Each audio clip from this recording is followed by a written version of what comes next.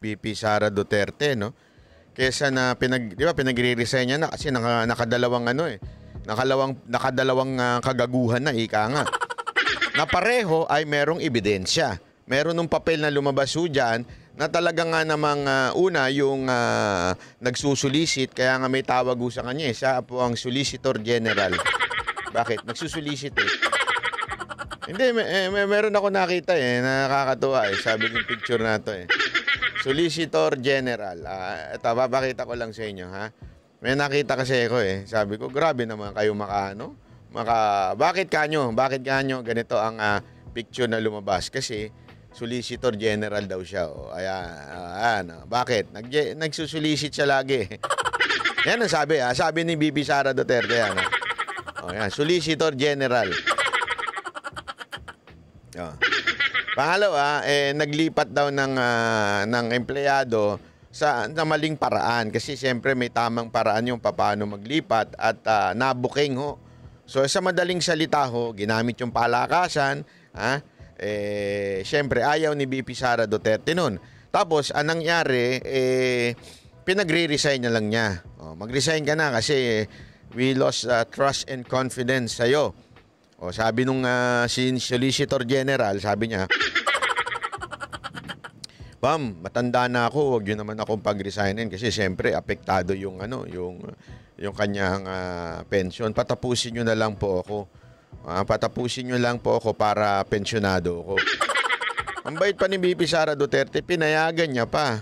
So she's a disgruntled former DepEd employee. At yan yung dalawa na rason kung bakit siya pinaalis. May papel yung 16 million na solicitation niya. May papel yung teaching position sa region. Grabe, sinusolicit mo 16 million. Grabe, sponsorship. Dinaig mo pa yung mga yung mga sugal sa social media. Pag gusto nila mag-sponsor ng mga influencer. Na kinuha niya. And my experience sa kanya,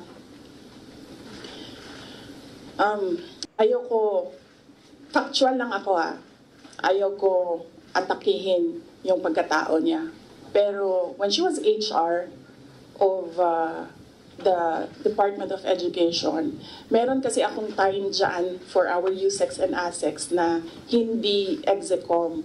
So, pinapapunta ko yan sila kung sino man yung merong concern, sino yung may problema, pumunta kayo sa akin, mag one-on-one tayo. So, one of those times na one-on-one kami, siniraan niya yung isang USEC, isang ASEC ng Grabe, no? Department of Education. Chismosa pa pala to, naninira. Siniraan niya pa kay VP Sara Duterte yung isa, Apaka-grabe rin talaga nito ni Madam. Hindi lang Madam Solicitor General. Bago pa lang kami nun. In fact, pag alis ko, 2 years lang kami. Very, very new. Nagulat ako. Kasi HR ka Pag HR ka, hindi dapat ikaw yung mag-cause ng away-away sa loob ng institusyon. Dapat ikaw yung... Itsura pa lang kasi ni Solicitor.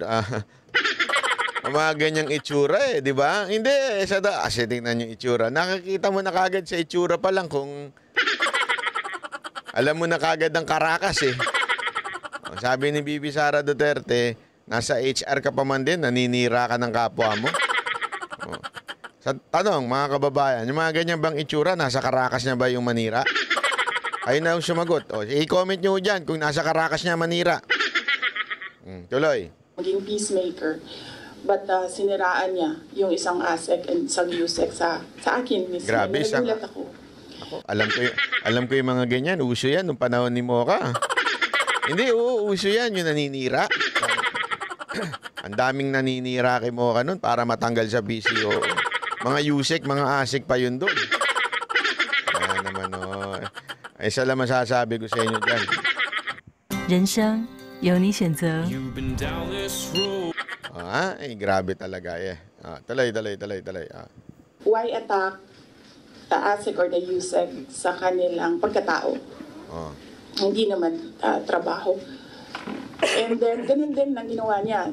nung umalis na siya sa Department of Education because of the 2 points, lumipat siya sa Senate. One of the offices of the senators din, nandiyan yan siya ngayon.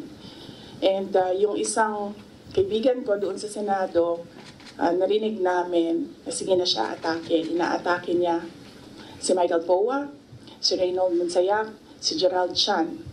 Nang iyan ngayon yung nakapangalan sa kanyang statement. Kaya kami, nung nagbasa siya kanina ng statement, hindi na kami nagulat. Kasi naririnig na namin. Grabe, ugali pala na talaga niya manira. Oh, grabe naman ate. Ikaw, Ikaw talaga. ikaw talaga. Grabe, grabe. Ikaw talaga. Ikaw talaga. Grabe naman yan. Talay. Sa opisina, dyan sa Senate, yung mga pinagsasabi niya after she was let go. I think, hindi lang siguro niya matanggap na kasalanan niya kung bakit siya pinalayas sa Department of Education. Pero hindi. May kilala akong ganyan. Yung nag-apply kay Pangulong Duterteng Vice President, tapos tinanggal. Hindi naman tinanggal, hindi tinanggap. Sa madaling salita, busted. Ngayon, grabe ang bitter. Parang ganito si Solicitor General. Ha? At porket tinanggal, hindi naman tinanggal, disgruntled. Disgruntled pala. Ewan ko kung ano ba yun.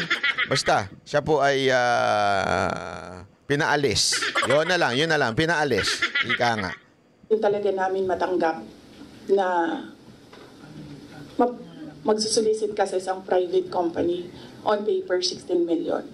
And then, kukuha ka ng teacher item sa field, gagawin mong EA sa central office. Hindi pwede yun. VP, in relation to that, since you brought up yung names po ni Attorney Poa and Attorney Monsayak. So, during the probe earlier, she said that yung reason daw kung bakit daw siya nilet go ng DepEd nyo po was that she disagreed daw with Attorney Monsayak's suggestion that bidders in the DepEd computerization program just discuss it among themselves to avoid failed bidding. Ngayon ko lang narinig yan. Sa kanya ko lang narinig yan. Pero ako ang nagsasabi, kasi I was the one who fired her out of the Department of Education. Grabe. Yung dalawang rason na yon, ang rason kung bakit siya pinaalis sa Department of Education. And as I said, may papel yon. Ibibigay namin sa inyo ang papel. Ang HR record ni Villar, nasa Department of Education din. In fact, hanggang ngayon si Villar nasa region. Kasi sinabihan niya yung region bago siya umalis na ilagay yan sa region, wag yan sa teaching position. Pero that person is holding a teaching position. Oh, grabe, no? Oh, gets nyo na. So, sa madaling salita po talaga, mga kababayan, hindi ko katiwa-tiwala ito si Solicitor General. Di ba? Ngayon, hindi ko alam kung kanino nakarating kasi ngayon nagtatrabaho daw to sa isang senador. At ngayon nga daw, ang ginagawa nitong Solicitor General na ito ay sinisiraan daw ang ilang mga tauhan ni VP Sara Duterte. Okay? Siguro, may isang senador dyan, alam naman